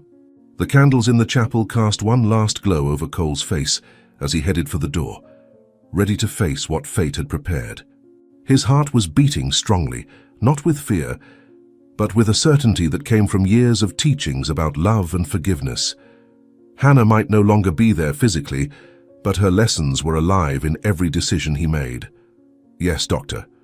Even knowing the risks," he replied, touching the medallion one last time, "because sometimes we need to risk everything to prove we're better than our scars." The path to the surgical center seemed more a dream than reality. Each step echoed through the hospital corridors as the medical team hurried to prepare for the procedure. Cole could feel the respectful gaze of the professionals who knew his story, the abandoned son choosing to risk his own life to save the father who rejected him. An older nurse, as she helped him get ready, couldn't hold back her tears. "You're a very special boy, you know," she said, adjusting the sheet on the gurney. "No, I just had a mother who taught me the value of compassion," he replied, thinking of Hannah. The surgical center was in complete silence when the medical team began the procedure. Bright lights illuminated 2 operating tables, father and son separated only by a blue lilac curtain. Dr. Nathan commanded the extraction of Cole's bone marrow, his precise movements masking the tension he felt. The heart monitors of both patients marked a steady rhythm, almost synchronized, as if even unconscious their hearts beat in one last attempt at connection. Between the sound of the equipment and the whispered orders, a nurse noticed the first change in Cole's vital signs. "Doctor, the boy's saturation is dropping," she warned, her eyes fixed on the monitor. "Keep him stable. We can't lose either of them now," the doctor replied, feeling the weight of that responsibility. The minutes dragged on as the team worked in perfect synchrony, each movement calculated with millimetric precision. The bone marrow extraction was nearly complete when the first real sign of trouble arose. Cole's heart began experiencing severe arrhythmias, exactly as Dr. Nathan had feared. The monitors emitted shrill alerts, breaking the team's concentration. The young man's body was reacting to the procedure in a way no one had foreseen, his pre-existing heart condition further complicating the situation. "Blood pressure is dropping. We need epinephrine now," one of the surgeons shouted. "This shouldn't be happening, not yet," thought Dr. Nathan, his hands moving quickly. Chaos erupted in the surgical center as Cole's vital signs began to rapidly deteriorate. Machines beeped in a desperate symphony as the medical team struggled to stabilize the young man without interrupting the crucial procedure. On the other side of the curtain, Jonathan remained stable, oblivious to the complications threatening his son's life. A nurse ran between the two tables, carrying bags of medication and emergency equipment. "He's going into shock," the anesthetist warned, his voice tense. "If we don't reverse this now, we're going to lose him," he added, quickly adjusting the dosage of the medications. Dr. Nathan found himself facing a dilemma that no medical school could have prepared him for. The bone marrow extracted from Cole was Jonathan's only chance of survival, but continuing the procedure could cost the young man his life. The machines continued their chorus of alerts, each beep a reminder that time was running out for a decision. Sweat trickled down the doctor's mask as he weighed his options, years of experience seeming insufficient in that crucial moment. "Doctor, we need a decision now," the team's cardiologist insisted. "How do you choose between two lives when both depend on each other?" Dr. Nathan thought, his hands frozen in the air. The complications increased with every second. Cole's heart struggled to maintain its rhythm, each irregular beat more worrying than the last. The team divided between continuing the extraction and trying to stabilize his vital signs, a battle that seemed impossible to win on two fronts. The surgical center's lights reflected off the young man's pale face, highlighting a serenity that contrasted with the chaos around him. "We're losing him. I need to increase the medication dose," a nurse shouted. "If we increase it anymore, his heart won't take it," the anesthetist replied, the fear evident in his voice. Cole's heart monitor emitted a different, higher and continuous sound. His heart was stopping. The team moved instantly, initiating emergency procedures while trying to keep the extraction going. Dr. Nathan watched the numbers on the monitors plummet, knowing that every second of indecision could be fatal. The extracted bone marrow waited to be transferred, time working against its viability. "If we stop now, Jonathan dies. If we continue, we could lose Cole," one of the surgeons voiced the dilemma. "How do you make a choice when there is no right choice?" Dr. Nathan replied, his words getting lost in the sound of the machines. An even more urgent alarm sounded when Cole's heart stopped completely. Dr. Nathan's experienced hands immediately initiated cardiac massage, while another part of the team prepared the defibrillator. The sound of the rhythmic compressions mixed with the tense commands of the doctors, creating an atmosphere of controlled despair. On the other side of the curtain, ironically, Jonathan's vital signs remained stable, oblivious to the unfolding drama. "Charge! Clear!" the doctor ordered. "Please don't make us choose," he murmured as the defibrillator paddles touched Cole's chest. Cole's body arched with the shock, but his heart refused to resume a normal rhythm. Every second that passed diminished the chances of success on both sides of the curtain. The extracted marrow had a limited viability time, and Cole's brain could not remain without oxygenation for much longer. The team worked frantically, divided between two procedures that seemed increasingly incompatible. "One more time, Charge," Dr. Nathan commanded. "How can fate be so cruel as to force us into this decision?"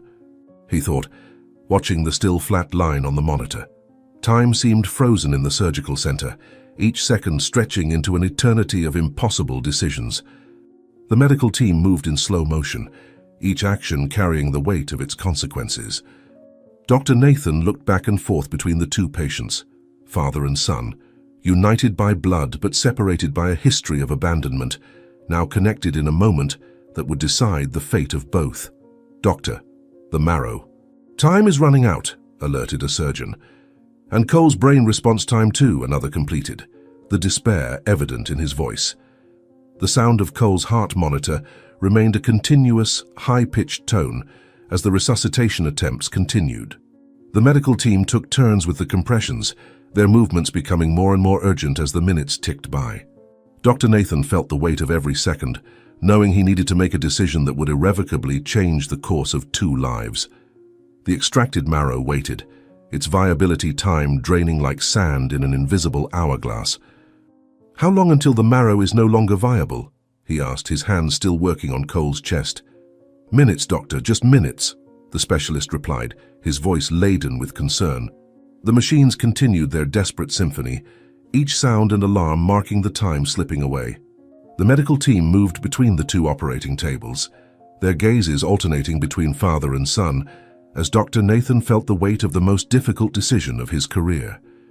Jonathan's life depended on the already extracted marrow, but continuing the procedure would mean abandoning the attempts to resuscitate Cole. "We need a decision now, doctor," the surgeon in charge of the transfer insisted. How to choose between saving the father who abandoned or the son who came to forgive? Dr. Nathan thought, his hands trembling for the first time in years of surgery. The surgical center had transformed into a battlefield where every second was precious. On one side, the extracted marrow waited to be transferred, its viability diminishing with each passing moment. On the other, Cole's body remained inert, his heart silent despite all attempts at resuscitation. Dr. Nathan looked at his team, seeing in their eyes the same moral dilemma that consumed him. The choice before them was not just medical, it was profoundly human. "We need to decide now, both are at their limit," the anesthetist warned. "Sometimes there are no right choices, only necessary choices," Dr. Nathan replied, preparing to make the most difficult decision of his life. The seconds seemed eternal as Dr. Nathan weighed his options. Each tick of the clock on the wall sounded like a hammer, marking the time running out for both patients. The team awaited his orders, the air heavy with the tension of the moment. The doctor took one last look at the 2 men, the father seeking redemption and the son who chose forgiveness, knowing his next order would irreversibly change the fate of both. "Doctor, we need your final decision now," said the assistant surgeon, his voice almost a whisper. "May God forgive me for what I'm about to do," thought Dr. Nathan, preparing to give the order that would seal the fate of father and son. The clock on the wall showed it was already early morning when Dr. Nathan opened his mouth to give his final order. The sound of the machines seemed to have diminished, as if even they respected the gravity of that moment. The entire team waited, paralyzed, knowing that the doctor's next words would determine which life would be saved and which would be lost. "Team," Dr. Nathan began, his voice choked with contained emotion. "We're going to—" But before he could complete his order, a new sound cut through the air of the surgical center, making everyone hold their breath. The first light of dawn filtered through the hospital room blinds as Jonathan began to awaken, his heavy eyes struggling against the invasive brightness. The sterile and silent environment was broken only by the steady beep of the heart monitors and the soft sound of oxygen flowing through the cannula in his nose. His limbs felt heavy, as if he had slept for days, and his throat was dry as paper. A nurse noticed his movements and quickly called Dr. Nathan, who entered the room with an expression that mixed relief and concern. "Welcome back, Mr. Henderson. You gave us quite a scare," the doctor said, checking his vital signs. How long?" Jonathan managed to whisper, his voice hoarse from disuse. Dr. Nathan adjusted the bed to a more elevated position, allowing Jonathan to sit with more comfort. The businessman tried to organize his hazy thoughts, fragments of memory slowly returning, the discovery of his illness, the despair of finding a donor, and then Cole. His heart raced as he remembered his son, causing the monitors to react instantly. The doctor noticed his agitation and placed a hand on his shoulder, trying to calm him. "The transplant was successful, Jonathan. Your body is responding positively to the marrow," the doctor explained, pausing significantly. "But there's something you need to know about your son," the doctor began, his tone shifting to something more somber. "My son." "What happened to my son?" Jonathan asked, feeling a fear he had never experienced before. The silence that followed seemed to last an eternity as Dr. Nathan organized his words. The doctor pulled up a chair and sat beside the bed, his face revealing the weight of what he was about to share. Carefully, he began to explain how Cole had to be resuscitated 3 times during the procedure, his heart stopping repeatedly due to the heart condition he had carried since infancy. With each word from the doctor, Jonathan felt as if an invisible fist was tightening around his chest. He knew the risks, Jonathan. He knew he might not survive, but he insisted on going through with it, the doctor revealed, his voice choked. "How chose to risk his own life to save mine?" Jonathan asked, tears beginning to form in his eyes. Dr. Nathan continued his account, describing how even after the first cardiac arrest, Cole had left explicit instructions for the procedure to continue, no matter what happened to him. Jonathan's heart monitor recorded his growing agitation as he listened about the sacrifice of the son he had abandoned. Each irregular beat was a painful reminder of the price Cole was paying for his choice. "The 3rd time his heart stopped, I thought we had lost him for good," the doctor confessed, running his hand over his tired face. But he kept fighting, just like he fought on that stormy night 18 years ago. The weight of guilt hit Jonathan like an avalanche when the doctor mentioned the night of abandonment. His hands trembled as he gripped the hospital sheet, dark stains forming where his tears fell. Dr. Nathan watched in silence as the powerful businessman came undone before the magnitude of his son's sacrifice. "He told me something before the surgery," the doctor continued softly. "He said he wasn't doing this for the father who abandoned him, but for the mother who taught him the value of forgiveness," the doctor said, making Jonathan gasp. "How can he be so different from me? How can he have such goodness after everything I did?" Jonathan asked, more to himself than to the doctor. The following hours were a whirlwind of tests and checkups, but Jonathan's mind was distant, lost between remorse for the past and fear for the future. The doctors explained about his recovery, about the care needed, but all he could think about was the son who once again fought for his life because of him. Dr. Nathan sensed his anguish and tried to offer words of comfort, even though he knew nothing could alleviate that kind of pain. "He's strong, Jonathan. He survived the abandonment, survived the streets," the doctor said softly. "But will he survive my redemption?" Jonathan replied, his voice broken by emotion. Night began to fall when Jonathan finally found the strength to ask the question he feared most. His voice trembled as he inquired about Cole's current state, and Dr. Nathan's silence before answering made his heart tighten in a way no illness had managed. Carefully, the doctor explained that after the last resuscitation, Cole had not regained consciousness. "He's in a coma, Jonathan," the doctor finally revealed. The strain of the procedure, combined with his heart condition. The words felt like knives in the businessman's chest. "And I'm responsible for all of it," Jonathan stated, the weight of his past choices never more evident.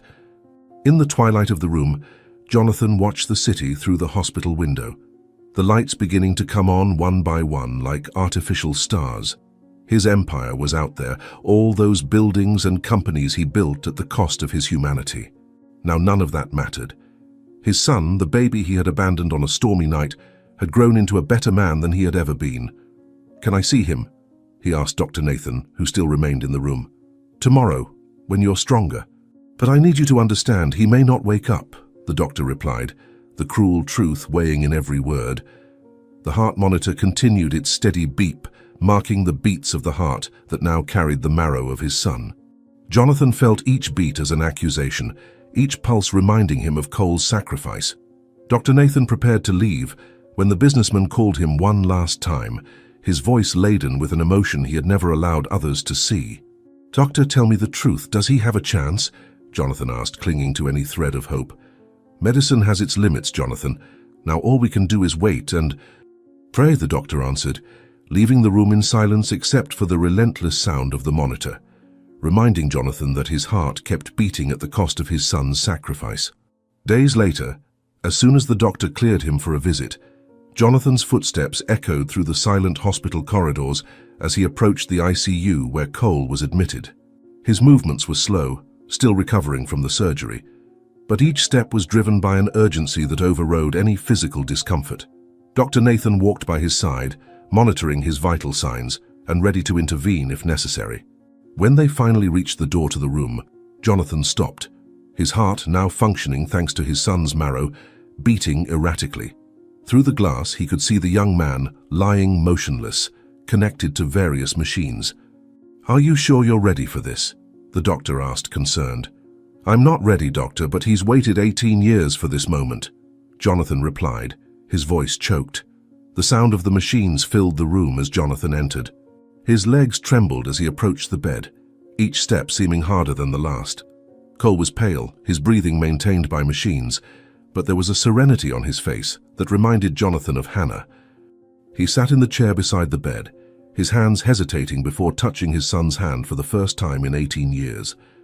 The physical contact seemed to send an electric current through his body, and the tears he had been trying to hold back began to flow freely. "Son, please wake up. Your father is here now," he whispered, his voice shaking. "And I promise I will redeem myself for all my mistakes as long as I still live. I will never abandon you again," he finished, gently squeezing Cole's hand. As if responding to his father's touch, the monitors began registering changes in Cole's vital signs. His fingers moved slightly under Jonathan's hand, and his eyelids fluttered. The businessman stood up abruptly, barely able to believe what he was seeing. Dr. Nathan rushed into the room, quickly checking the vital signs as Cole struggled to open his eyes. The bright light made him blink several times until he could focus on his father's face, now marked by tears and a trembling smile. "Dad," Cole managed to whisper, his voice hoarse from being intubated. "I'm here, son." "And this time I'm not going anywhere," Jonathan replied, his voice failing with emotion.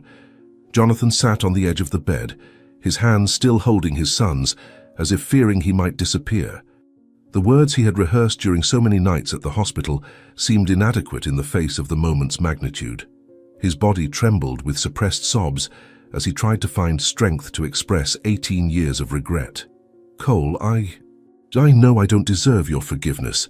What I did that night and abandoning my own son, it was unforgivable," Jonathan began, each word laden with pain. "But I promise to spend the rest of my life trying to be worthy of the son you became, even without my help." Cole listened in silence, his eyes so similar to his father's, studying every expression on the man's face he had sought to understand for so long. Jonathan's speech continued, punctuated by tears and pauses to catch his breath. He told him about Lillian, how fear and ambition had blinded him, how every success in his life had tasted bitter with guilt. He spoke of the night he abandoned him, how that decision had haunted him in every moment of silence. "I built an empire, son, but I lost my humanity in the process. And I had to nearly die to understand that none of it is worth anything without love," Jonathan confessed, his voice broken. "Sometimes we have to lose everything to find what truly matters," Cole softly replied.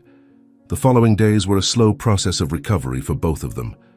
Jonathan spent every spare moment in Cole's room, listening to his life, about Hannah, about the years on the streets. Each story was a stab in his heart, but he knew he needed to listen, needed to understand the incredible man his son had become despite his abandonment. The nurses observed the gradual rapprochement between father and son, noticing how the arrogant businessman had been replaced by a humble and attentive man. "She would be proud of him, Hannah," Jonathan murmured one day in prayer by his son's side, looking out the window. "She was proud, Dad, and she taught me that true pride comes not from what we have, but from what we give," Cole replied. Hospital discharge came on a sunny Sunday morning. Jonathan had prepared the entire top floor of his mansion to welcome Cole, but he still felt the tension in the air when mentioning the subject. His son accepted the offer to live with him, not for the luxury or comfort, but for the chance to build something they had both lost so long ago. As they walked side by side down the hospital corridor, the contrast between their clothes, Jonathan in his Italian suit and Cole in simple clothes donated by the hospital, seemed to symbolize the path they still had to travel. "Are you sure you want to try this, son?" Jonathan asked hesitantly. "I'm not sure of anything, Dad. I just know Hannah taught me that second chances are too rare to be wasted," Cole replied. A luxury car awaited at the hospital entrance, but Cole stopped before getting in, his eyes scanning the spot where he had spent so many nights sleeping on the sidewalks. Jonathan watched his son in silence, understanding for the first time the true meaning of wealth and poverty. "You know, Dad," Cole began, still looking at the street, "I spent years imagining what it would be like to be born into a rich family. But now I understand that true wealth was in the heart of a woman who barely had enough to eat but fed me with love." Jonathan felt the tears return to his eyes. Teach me to be rich like that, son? The mansion's gate opened automatically as the car approached. Cole observed everything with a mixture of fascination and discomfort, while Jonathan tried not to seem too anxious. The distance between them was still palpable, like a thin, invisible glass that neither of them knew exactly how to break. Upon entering the house, Jonathan showed his son the prepared room, spacious, elegant, but maintaining a simplicity he thought Cole would appreciate. "It's different from our little house in the community," Cole commented, touching the king-size bed with hesitation. "But we can turn this into a home, son." "If you give me the chance to learn how," Jonathan replied, his heart aching with the word "our," which didn't include him. The following months were a delicate process of rebuilding. Jonathan learned to respect Cole's pace, understanding that trust, once broken, needs time and patience to be restored. The businessman began making small changes to his routine, trading business dinners for simple meals at home, where father and son could talk about their days. Cole, in turn, brought something to the mansion that money could never buy: human warmth. Laughter began to echo through the once silent corridors, and slowly, the mansion's cold walls started transforming into a home. "You know, son, I never realized how empty this house was before you arrived," Jonathan commented one night, watching Cole cook a recipe he had learned from Hannah. "Sometimes we need to empty our hearts of pride to fill them with love, Dad," Cole replied, smiling. Each day brought a new discovery, a small step towards reconciliation. Jonathan watched fascinated as Cole transformed simple gestures into meaningful moments. The breakfast lovingly prepared, the stories shared during dinner, the laughter that now filled the once silent house. The businessman began canceling evening commitments to be at home, eager for these moments of connection. One night, as Cole recounted his childhood with Hannah, Jonathan felt tears stream down his face. "She gave you everything I should have given." Cole firmly held his father's hand. "And now you have the chance to give me something different, a future." The most significant transformation began when Cole shared with Jonathan his experiences on the streets. The businessman listened attentively to stories about people who, despite extreme poverty, shared what little they had. These conversations, usually during the morning coffees they now made a point of having together, planted a seed in Jonathan's heart. One morning, after hearing about a former street companion who had passed away due to lack of medical care, Jonathan surprised his son with a proposal. "What if we used part of the mansion to create a support center?" The businessman suggested, his voice laden with emotion. "Hannah always said that true wealth only holds value when shared," Cole responded, his eyes sparkling with possibility. The following weeks were of intense activity. Jonathan and Cole worked together on the transformation of the mansion's west wing, each decision made together, each space thoughtfully designed. The businessman discovered a new facet of himself as he watched his son lead the project with a wisdom beyond his years. During one afternoon of planning, Jonathan observed Cole explaining to the architects exactly what homeless people needed. "You have a natural gift for this, son." Cole smiled, touching the medallion around his neck. "I learned from Hannah that every gift only holds value when used to help others." Dinners became sacred moments of connection. Jonathan, who once barely touched his food during business meetings, now learned from Cole simple recipes Hannah used to make. One night, while preparing a stew together, Jonathan let a tear fall into the pot as he watched his son replicate the exact same gestures he remembered Lillian, his biological mother, making in the mansion's kitchen so many years ago. "Did you know you have the same movements as her?" Jonathan commented, his voice choked up. "And you're learning to have the same open and generous heart as Hannah, Dad," Cole responded, sharing a complicit smile with his father. The mornings gained a new ritual.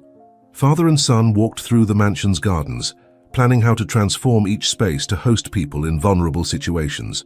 Jonathan listened attentively as Cole explained the most basic needs he had experienced on the streets: a hot shower, a clean bed, a safe place to store his belongings.